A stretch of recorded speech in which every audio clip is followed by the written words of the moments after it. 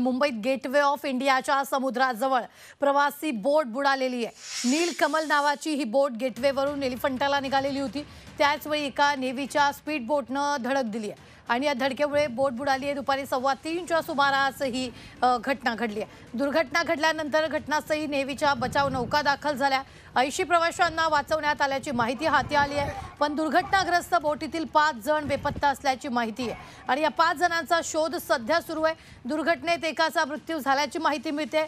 मृतांचा आकडाही वाढण्याची शक्यता आहे। मुख्यमंत्री देवेंद्र फडणवीसांनी यावेळी ही माहिती दिली आहे। ही मोठी बातमी आपण आत्ताच्या क्षणाची पाहतोय। या बोटीमार्फत दुसऱ्या बोटीचं रेस्क्यू करण्यात आलेलं आहे। मृतांचा आकडा वाढण्याची भीती आहे। मोठ्या बोटी ज्या आहेत त्या लगेचच या बोटीच्या मदत कार्यासाठी गेलेल्या त्यांनी उलटलेल्या बोटीची दृश्य आपण पाहतो। बचाव कार्य केलेल्या प्रवासी आपल्याला सध्या दृश्यांमध्ये पाहायला मिळत आहेत। इंडियन कोस्ट गार्डची बोटही तिथं गेली आणि बचाव कार्य करण्यात आलं।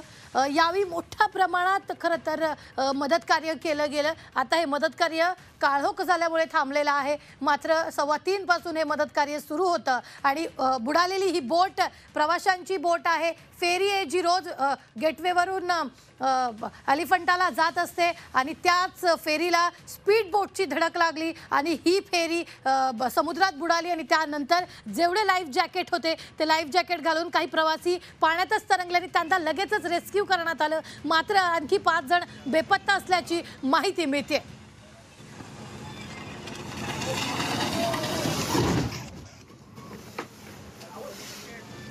आणि अपघाताचा हा व्हिडिओ झी24 तासवर आलेला आहे। ही स्पीड बोट आहे। याच स्पीड बोटची धडक नीलकमल प्रवाशांना नेणाऱ्या बोटला लागली आणि ती बोट बुडालेली आहे।